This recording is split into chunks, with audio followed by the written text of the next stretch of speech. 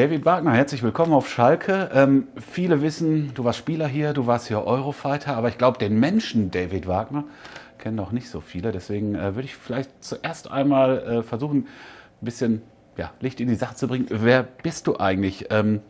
Was bist du für ein Mensch? Ich weiß, du warst relativ früh Profi für die damalige Zeit, quasi vom Abitur direkt in die Kabine. Wie war das damals für dich? No, das war schon cool, muss man sagen. Ja, wenn man mit 19, glaube ich, war das damals, dann mehr oder minder direkt das, was man am liebsten macht, das, was man am besten kann, dann auch zum Job machen kann, dann war das schon cool. Das war damals der Übergang von in Frankfurt A-Jugend, zweite Mannschaft und dann der nächste Schritt von zweiter Mannschaft Frankfurt dann zu Mainz in die zweite Liga. Das war so damals die Zeit. It's all about football und mit ein paar Unterbrechungen in meinem Leben danach war es eigentlich auch so. Das war dann schon die Zeit, wo alles angefangen hat. Ich habe dann in Mainz auch privat meine Frau kennengelernt. Meine älteste Tochter ist in Wiesbaden geboren. Also diese Rhein-Main-Region, ich selber bin in Frankfurt geboren, das ist schon dann so die Region, wo wir relativ viele Wurzeln haben. Und in Darmstadt 2005 ging deine aktive Fußballerkarriere zu Ende. Wie ging es danach weiter? Ja, das war dann was ganz anderes. 2002 war das, glaube ich, sogar. 2002 habe ich aufgehört zu spielen. Damals in Darmstadt. Ich hatte damals in Darmstadt schon einen Anschlussvertrag als Co-Trainer, hatte aber keine Lust, um ganz ehrlich zu sein, im Fußball weiter zu bleiben. Ich wollte was anderes machen. Ich wollte was anderes kennenlernen. Dann kam die Idee, was? Das war schon mal eine gute, aber keine Antwort. Und irgendwann mit der Zeit bin ich halt auf die Idee gekommen, okay, Lehrer wäre vielleicht cool. Viel Ferien, viel frei und ein sicherer Job. Und dementsprechend habe ich dann ein Lehramtsstudium angefangen, Sport und Biologie auf Gymnasiales Lehramt in Darmstadt. Wollte eigentlich erst Erdkunde und nicht Biologie, weil Biologie dachte ich, ist wahrscheinlich schwer, war es dann auch. Erdkunde gab es da nicht, und dementsprechend ist dann diese Fächerkombination rausgekommen. Und dann war ich Vollzeitstudent mit allem, was dazugehört. Das war eine richtig coole Zeit, zumindest 2-3 Jahre, weil du einfach das machen konntest, was du wolltest. Ja. Du bist hingegangen in die Uni oder nicht, hat keinen interessiert. War schon cool, war ganz anders wie das, was ich jahrelang vorher erlebt habe, wo dir jeder gesagt hat, was du zu tun und zu lassen hast im Profifußball. Und war dann vom Fußball auch sehr, sehr weit weg in diesen 2-3 Jahren, die ersten 2-3 Jahre des Studiums. Und das war schon auch eine Zeit, die mich selber auch viel geprägt hat, weil du schon nochmal aus diesem, das ist ja hier schon so eine Blase, Profifußball und so eine eigene Familie da rausgehen konnte und man noch einen ganz anderen Blick auf die ganze Welt bekommen konnte. Also du warst aber nicht nur so ein Alibi-Student, der eingeschrieben gewesen ist, damit man ein Semesterticket kriegt, sondern... Hör mal, ich hatte 2 Kinder und Familie, ja, also da musste schon auch Zug dabei sein. Es war schon so, dass in dieser Zeit, wenn dann wenig bis kein Einkommen reinkommt und du hast Familie und 2 Kinder, solltest du schon schauen, dass du relativ zügig dein Studium beendest. Und ich habe das dann in der Regelstudienzeit auch geschafft. Habe insgesamt dann 5 Jahre bis zum ersten Staatsexamen hinter mir. Habe das dann auch 2007 dann gemacht. Am Ende sogar noch mit dem Fußballlehrer zusammen 2007. Und dementsprechend war das schon auch, also bei mir war es relativ getaktet, weil ich das einfach auch zu Ende bringen wollte, musste, sollte. Aber es war sehr eigenverantwortlich, wie so ein Studium halt ist. Könntest du dir heute vorstellen, als Lehrer vor einer Gymnasialkasse zu stehen und da 30 Endgegner gegenüber zu haben? Naja, was heißt, vorstellen könnte ich es mir, wollte ich es machen? Nee. Okay.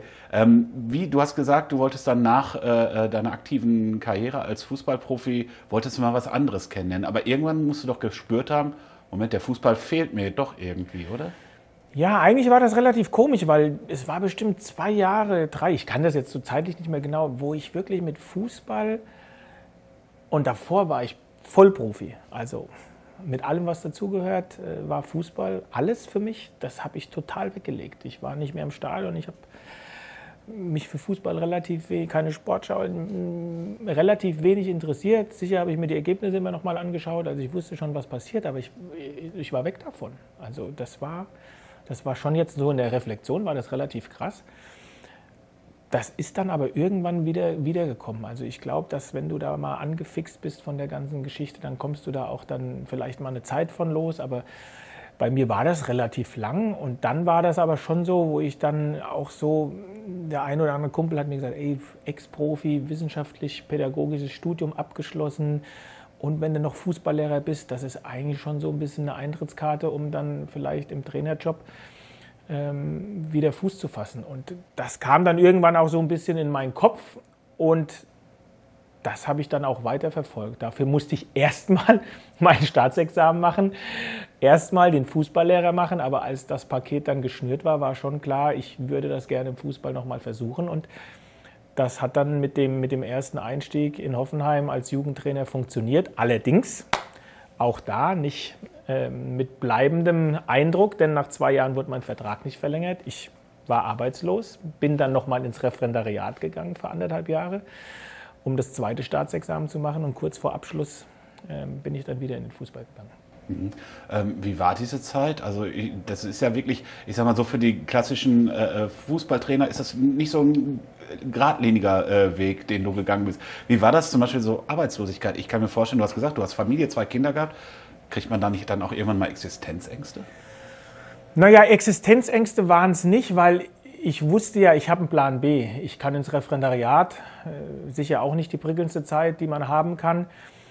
Und dann verfolge ich halt Plan B wieder. Deswegen waren das nicht so richtig Existenzängste, wobei es war schon nicht das prickelndste halbe Jahr in dem Moment, wo ich dann arbeitslos war und mir gesagt wurde, ich gehöre in die Kategorie Künstler, wenn ich dann auf dem Arbeitsamt war, schwer zu vermitteln. Ich bin dann aber auch nach einem halben Jahr davon weg und habe gesagt, also ich habe keine Lust, da weiter zu warten. Ich habe jetzt nicht 5 Jahre studiert, um zu warten, ob nochmal ein Job im Fußball kommt. Wenn es nicht so ist, ist es halt nicht so. Also dann daran gehen, was du dir in der Zeit vorher vorbereitet hast. Deswegen ist das mit Existenzängsten so da nicht extremst, auch wenn ich dann schon gemerkt habe, es ist nicht meine Leidenschaft, als Lehrer dann zu arbeiten. Die Leidenschaft ist Fußball, das habe ich dann schon festgestellt. Aber wenn du dir nicht nachgehen kannst, aus welchen Gründen auch immer, dann ist es schon günstig, einen Plan B zu haben und den hatte ich in der Zeit. Wie hilft die pädagogische Ausbildung, die Leidenschaft Fußball, Trainer zu unterstützen? Bringt sowas, deine pädagogische Ausbildung als Lehrer, was als Trainer? Naja, also ich sag mal so, es hindert nicht und schadet nicht. Ja, ich will das auch alles gar nicht zu eng oder zu hoch hängen. Am Ende geht es, glaube ich, extremst viel natürlich um Vermittlungskompetenz, ja, aber es geht extremst viel um Empathie. Ja, wir sind als Lehrer, als auch als Fußballlehrer, irgendwo ist der Begriff ja da auch beides mal drin, gehen wir mit Menschen um. Und du willst versuchen, diese Menschen zu überzeugen von einer gewissen Art, Idee. Es ist wahnsinnig schwierig, was du in deinem Hirn hast, wie das Optimale aussehen soll, in 25 verschiedene Hirne reinzubekommen. Und das ist die Aufgabe, das ist die Challenge. Die ist ja eine Herausforderung, wie es schon sagt, das Wort. Und dem stelle ich mich, dem stellen wir uns. Und das macht auch wahnsinnig Spaß, wenn du das Gefühl hast, das funktioniert. In einem Interview habe ich gelesen, da sind wir wieder bei den 2 Jahren Hoffenheim, dass dich Ralf Rangnick damals sehr geprägt hat. Kannst du das mal erläutern, wie es... Ja, also es ist ja...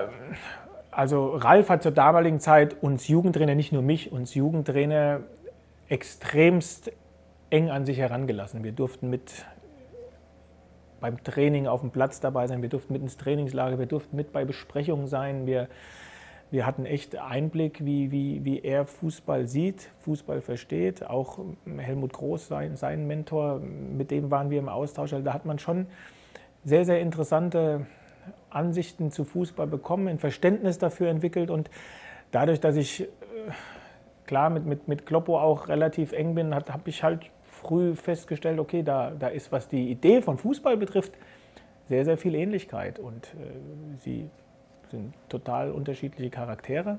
Auch das war interessant festzustellen und gehen total unterschiedlich mit Mannschaften um. Aber die Idee von Fußball ist schon bei beiden ganz gleich und da war Ralf mein allererster Einfluss. unterschiedliche Charaktere, hast du gerade gesagt, bei Kloppo und Ralf. Aber ich kann mir vorstellen, du willst ja nicht irgendwen abkupfern, sondern hilft das aber trotzdem so deine eigene Linie oder hat es dir geholfen, deine eigene Trainerlinie zu entwickeln?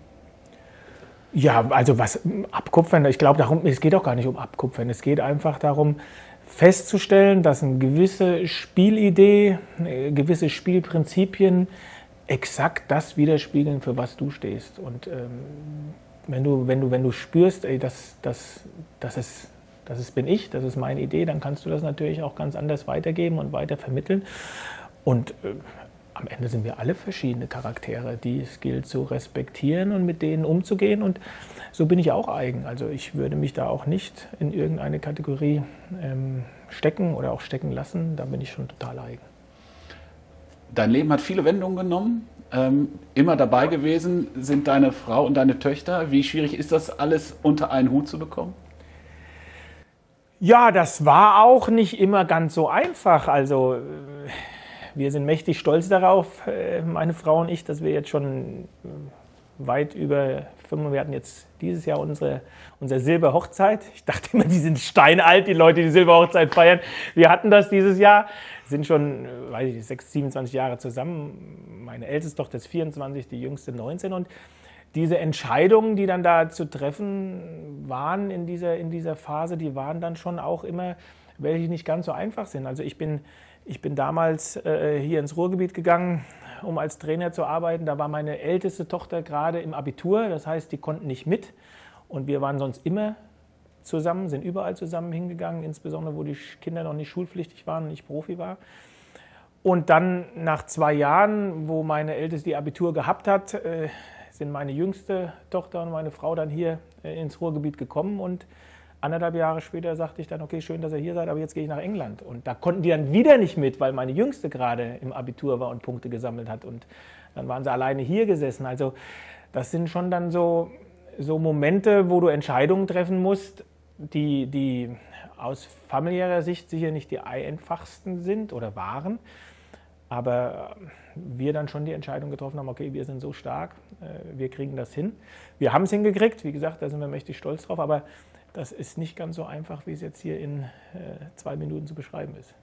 Und was hat dann deine Frau und deine Familie gesagt, als sie gehört haben, okay, jetzt mache ich Schalke? Ja, machen! Nein, das war, also ganz ehrlich, meine Frau wollte sehr gerne wieder Deutschland. England ist okay, England ist insbesondere fußballerisch oder was Fußball betrifft, ist das schon eine ganz, ganz große Herausforderung, eine große Nummer. Aber Leben ist, also ich habe auch noch nie im Ausland gelebt. Und wenn du jetzt mal fast 4 Jahre im Ausland gelebt hast, merkst du schon, wie schön Deutschland auch ist, muss man schon sagen. Das kann ich auf jeden Fall sagen. Und dementsprechend war das für uns zum Leben die 1A-Option, keine Frage. Und dass es jetzt sogar in die Gegend kommt, wo wir schon viele Jahre gelebt haben, wo wir Menschen, wo wir Leute kennen, wo wir Mentalität kennen, da war meine Frau schon extremst happy drüber. Und jetzt, dadurch, dass beide Kinder aus dem Haus sind bei uns, ist alles auch ein Ticken einfacher. Was hat dich denn dazu gebracht? Deutschland ist ja auch groß. Du hast schon gerade ein paar Argumente genannt, dass du die Region kennst, aber bei Schalke ja zu sagen. Du hast ja, so liest man zumindest auch, von anderen Vereinen Angebote gehabt. Ja, das ist ja jetzt auch mal wurscht, ob was oder wie. Am Ende ist es dieser Verein. Also ich weiß genau, was dieser Verein ist. Und wo der erste Kontakt kam, war für mich klar, ja, das will ich machen. Und das ist einfach, was dieser Verein an Wucht, an Emotionalität, an Feuer, an Zusammenhalt in der Regel auch ausstrahlt. Das bin alles ich und dementsprechend war für mich klar, wenn es die Option gibt, dann wollen wir die verfolgen und dementsprechend ist das war das oder ist das der Ausschlag und dadurch, dass jetzt das Ganze auch strukturell anders aufgebaut werden soll, waren das sehr, sehr, sehr, sehr ehrliche Gespräche und auch Gespräche, die mich total bestärkt haben, dass das genau das ist, was ich machen möchte. Fühlt es sich denn, du warst ja 2 Jahre hier, an wie zurückkommen oder hat sich das alles hier so sehr verändert, dass es neu ist? Nein, es ist viel neu, aber ich weiß nicht, das Gefühl so, aber trotzdem vertraut vielleicht, wenn das Sinn macht. Ja, es ist neu, es ist viel neu, klar, aber es ist trotzdem was Vertrautes. Und das ist genau, glaube ich, am besten das Gefühl beschrieben. Du hast sicherlich, nachdem klar war, dass du hier hinkommst, unsere Saison nochmal mit einem ganz anderen Auge verfolgt. Welchen Eindruck hast du gewonnen? Naja, also jetzt, ich kann dir keinen Scheiß erzählen. Also, dass nicht alles perfekt gelaufen ist, das ist, glaube ich, offensichtlich. Aber ich denke, man sollte auch mal ganz klar betonen, dass schon auch trotz alledem einiges ist, auf dem man aufbauen kann. Ja, und das packen wir jetzt an. Ich glaube, es ist auch extremst wichtig für uns alle, dass wir das dann auch als Vergangenheit nehmen.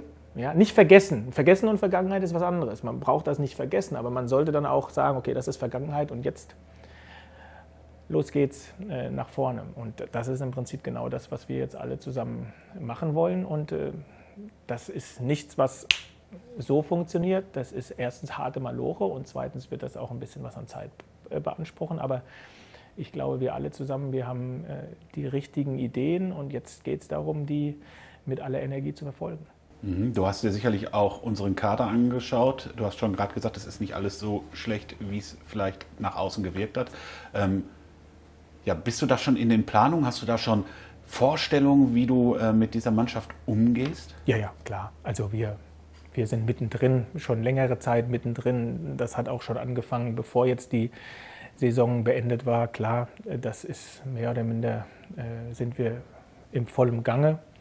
Immer noch dabei natürlich zu selektieren, Überblick zu bekommen, viele Gespräche zu führen, dass sich das alles so ein bisschen zu einem klaren Bild zusammensetzt. Aber ich bin mit dem, was ich bisher jetzt auch an Informationen habe, an Überblick habe und ich habe ja auch nicht von ganz null angefangen, bin ich schon zufrieden mit dem, was wir bis jetzt so zumindest mal angestoßen haben. Wir wissen sehr wohl, dass es extremst viel zu tun gibt, dass es viele Schrauben gibt, an denen man drehen kann. Dass es eine Challenge ist, das ist auch überhaupt gar keine Frage, aber es ist auf jeden Fall so, dass man einen Überblick hat, wo man anpacken kann. Hüb Stevens hat gesagt, dass er schon mit dir gesprochen hat. Konntest du von seinen Erkenntnissen, die er in seinen 10 Wochen Trainerdasein hier gewonnen hat, profitieren? Total. War ein richtig angenehmes Gespräch. Es war cool, weil er trotzdem immer noch der Trainer ist. Wir haben uns zwar ein paar Mal zwischendrin gesehen, aber nie so lange und nie alleine und hatten die Zeit dazu. Er hat eine fantastische Geschichte hier nochmal zu Ende gebracht. Ich freue mich wie Bolle für ihn, dass das so ausgegangen ist, weil ich weiß, wie groß das Risiko für ihn war, beziehungsweise dass er eigentlich alles andere im Kopf hatte. Ich glaube aber auch, dass wir als gesamter Verein und insbesondere auch der Aufsichtsrat von den Informationen, die er jetzt aus allernächster Nähe nochmal gesammelt hat, extremst profitieren kann, weil Hüb natürlich jetzt auch gesehen hat, welche Schrauben zu drehen sind und wo man rangehen muss. Und das ist immer noch mal was anderes, wenn man es von jemandem außerhalb erzählt bekommt oder wenn wir jetzt jemanden wirklich auch da in den Gremien haben, der es gespürt hat und gesehen hat. Und da habe ich ganz, ganz große Hoffnung, dass wir auch davon profitieren werden. Hand aufs Herz, als du Hüb das erste Mal wieder begegnet bist, wie war das? Ich stelle mir das so ein bisschen vor wie so ein ehemaligen Treffen, so ein Klassentreffen und dann steht da auf einmal der alte Klassenlehrer, der früher schon sehr streng war vor allem und man tritt ihm gegenüber. Nee, das war es jetzt nicht. Nee, es war eigentlich nur Freude. Also ich habe mich einfach nur gefreut. Ja, das war dann so, Trainer Hüb, wie fängt man das Ding an, so vielleicht so ein bisschen, aber das war es eigentlich nicht. Das war schön, einfach schön. Wie gehst du überhaupt auf Menschen zu? Auch prinzipiell würde ich schon sagen, dass ich generell positiv auf die Leute zugehe. Also ich sehe jetzt prinzipiell erstmal, der ist in Ordnung, ja, ohne dass ich ihn kenne. Manchmal werde ich eines Besseren belehrt, aber andere gehen rein und sagen, okay, das ist eine Vollpflaume und werden dann eines Besseren belehrt. Ich glaube, ich gehe eher so rein, dass ich sage, okay, der ist okay und dann sehe ich mal, ob ich recht habe. Wie wichtig ist für dich Gemeinschaft? Also das ist ein Gemeinschaftssport und dementsprechend geht es nicht ohne. Also das ist auch das, wofür ich stehe und was mir extrem wichtig ist, dass wir erkennen, dass es einzeln nicht funktioniert. und dementsprechend auch erkennen, dass wir Verantwortung haben. Nicht nur für mich, sondern für die Gruppe, für diesen Verein und dass das was ist, was man auch spüren soll und auch ausstrahlen sollte. Und deswegen ist für mich Gemeinschaftssinn, investieren dafür, das ist leicht gesagt, das ist was, wo jeder gefordert ist, eingeladen ist, herzlichst eingeladen ist, alles für in so eine Gruppe und eine Gemeinschaft zu investieren. Du hast mal ein ungewöhnliches Trainingslager organisiert. Du bist mal mit einer Mannschaft zum Survival-Outdoor-Kurs gegangen, so will ich es mal nennen. Handys weg, Strom weg, nur in der Natur. Ist das so eine Art und Weise, oder eine Möglichkeit, die du dir auch für eine Profimannschaft vorstellen könntest, wie dem FC Schalke 04? Definitiv. Zum richtigen Zeitpunkt definitiv. Und damals, als wir das in Huddersfield gemacht haben, da waren wir schon eine Profimannschaft. Also die Championship ist jetzt keine Gauliga. Aber es war angebracht in dieser Gruppe, zu diesem Zeitpunkt, in dieser Konstellation, wo ich auch schon ein bisschen länger in diesem Verein war und den Überblick hatte, was passt, habe ich das als Impuls gesehen, der extremst wichtig war. Am Ende ist es aber auch nur ein Impuls. Am Ende geht es dann weiter darum, wie gehst du damit um, wie pflegst du das, wie geht die Gruppe damit um, wie pflegt sie das. Aber das ist was, das zum richtigen Zeitpunkt ist das meiner Meinung nach für jede Gruppe, für jede Gemeinschaft, jetzt lass mal Profifußballmannschaft oder was auch immer weg, sich mal wieder runterzuholen, zu erden, zu sehen, man ist nicht der Allergrößte auf diesem Planeten, sich wieder miteinander auszutauschen und nicht mit Social Media sich irgendwie alleine auszutauschen und das Gefühl zu haben, man tauscht sich mit Menschen aus. Das ist schon was extrem spannend ist. Huddersfield hast du gerade angesprochen, das ist, glaube ich, der Punkt gewesen, wo du wieder auf die Schirme einiger Menschen zurückgekehrt bist mit diesem Erfolg, diesem unglaublichen Erfolg. Ich glaube, viele ist gar nicht bewusst so richtig, was das bedeutet hat, mit Huddersfield in die Premier League aufzusteigen und dann auch noch die Klasse dort zu halten. Wenn du das mit einem deutschen Verein vergleichen würdest, um das mal zu verdeutlichen, wie wäre es? Ich glaube, das ist relativ schwer zu vergleichen. Um ganz ehrlich zu sein, dadurch, dass in England dieses Fußballgeschäft auch extrem schnelllebig ist und du als Manager von so einem Verein deine Aufgaben so vielfältig sind, da geht es eigentlich dann gar nicht nur noch darum, die in Anführungszeichen die Mannschaft zu trainieren, zu coachen, sondern halt auch um mehr, wie wir alle wissen. War Zeit zum Reflektieren jetzt das erste Mal für mich. Und das war auch das, wonach ich mich gesehnt habe, mal wirklich nachzudenken, was ist eigentlich in diesen 3,5 Jahren passiert. Du hast tausende von Entscheidungen getroffen, einige waren anscheinend nicht ganz so dämlich, sonst wäre das ja nicht möglich gewesen. Aber du hast nie wirklich Zeit gehabt, darüber nachzudenken. Also keine Ahnung, welcher deutsche Verein 45 Jahre lang nicht mehr in der höchsten Spielklasse gespielt hat, aber in den 20er Jahren 3-mal nacheinander deutscher Meister geworden ist, ganz viel Tradition hat, welcher Verein in Deutschland noch nie einen ausländischen Trainer gehabt hat. Ich war der erste nicht-britische Trainer, der in über 100 Jahren zu diesem Verein gekommen ist. Also ich glaube, es gibt gar kein Beispiel. Fakt ist, wir sind mit dem geringsten Etat in der 2. Liga an den Start gegangen oder einer der, ich glaube, Bottom 4 oder 5 Etats in der 2. Liga an den Start gegangen und sind am Ende über die Playoffs aufgestiegen und sind dann mit dem Abstand niedrigsten Etat in der Premier League an den Start gegangen und haben in der ersten Saison die Klasse gehalten. Ganz viel über Gemeinschaft und Spirit, den dieser Verein ausgestrahlt bzw. auch nach innen getragen hat. Und dementsprechend ist das, glaube ich, schwer mit einem anderen Verein zu vergleichen. Ich weiß, dass in England es nichts Vergleichbares bis dahin gab. Das wurde mir zumindest damals so gesagt und so suggeriert. Und dementsprechend hat sich der Verein und die Gruppe da schon so ein bisschen ein Alleinstellungsmerkmal geschaffen mit diesen 2,5, fast 3 erfolgreichen Jahren. Die englische Presse ist ja immer was Besonderes. Das ist richtig. Die hat von The Wagner oder The Wagner Revolution gesprochen. Was hat sich dahinter verborgen und macht das auch ein bisschen stolz? Nee, also ich war da auch überhaupt nicht begeistert von, weil das kam von unserer Marketingabteilung im Verein, die da mit diesem Hashtag allerdings extrem viel Tassen, T-Shirts, was weiß ich was verkauft hat. Also die haben sich abgefeiert, aber ich war da überhaupt kein Fan von. Also das ging ohne meine Zustimmung dann raus und dementsprechend, so Geschichten ist immer alles andere als eine One-Man-Show und das war sicher auch unsere Story und dementsprechend war ich da kein Fan von.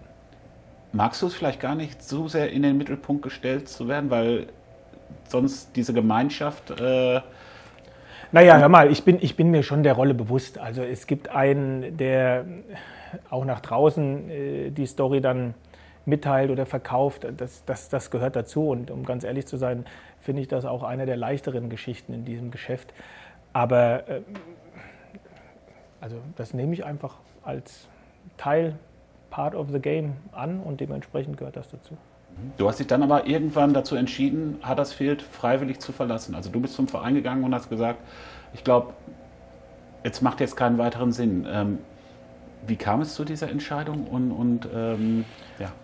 Ja, im Ende war es wirklich so, ich habe schon, also einmal muss man sagen, durch die Zeit, die wir da zusammen erlebt haben, haben wir schon ein wahrscheinlich eher außergewöhnliches Verhältnis gehabt im Profifußball in der Premier League, insbesondere mein Besitzer und ich. Und ich habe schon im Dezember, habe ich ihm schon gesagt, dass ich im Sommer, egal ob wir diese Liga nochmal halten oder nicht, aufhören werde, weil ich eine Pause brauchte. Ich wollte, was ich vorhin gesagt habe, ich wollte diese Geschichte reflektieren, ich wollte das verstehen, ich wollte dafür Zeit haben, drüber nachzudenken und ich wollte vor allen Dingen auch Zeit nutzen, um selber weiterzukommen. Irgendwann hatte ich zumindest das Gefühl, du schmorst auch so ein bisschen in deinem eigenen Saft und neuen Input, neue Ideen.